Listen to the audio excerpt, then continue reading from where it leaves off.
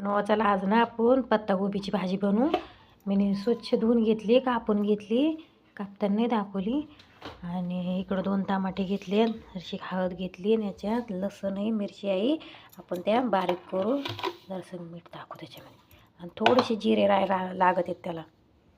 बारीक करून घेऊ. याच्यामध्ये मिक्सर आहे पण याच्यामध्ये बारीक केलेला जसं ठेस्यासारखी होती ना, म्हणून बघू शकतात झालंय बारीक. आता आपण कढई ठेवू.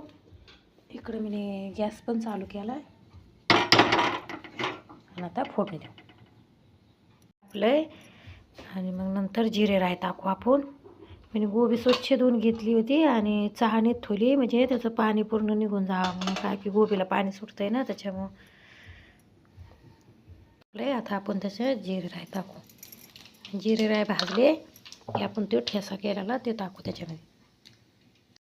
बघू शकतात तडतड वाजलेत. आता आपण ठेसा केलेला ते टाकू. चांगला भाजला लगेच टमाटे टाकू. त्यात काय कांदे बिंदे नाही टाका लागत. 2 टमाटे कापलेले ते टाकून घेऊ. टमाटे चांगले भाजले की जशी हळद टाकू, मीठ टाकून आपली भाजी टाकून देऊ त्याच्यामध्ये. टाकून घेऊ.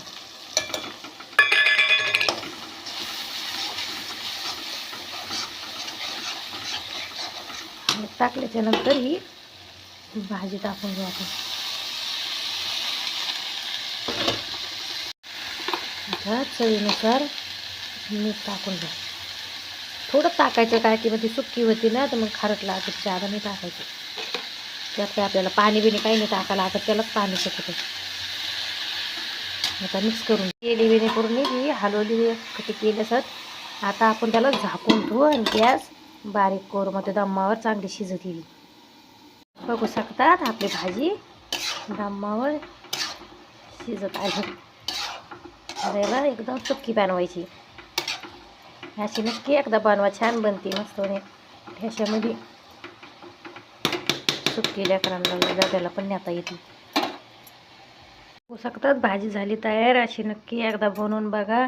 आवडली असेल तर लाईक करा, फॉलो करा, कमेंट करा. आणि तुम्ही कुठून आमची व्हिडिओ पाहतात कमेंटमध्ये नक्की सांगा.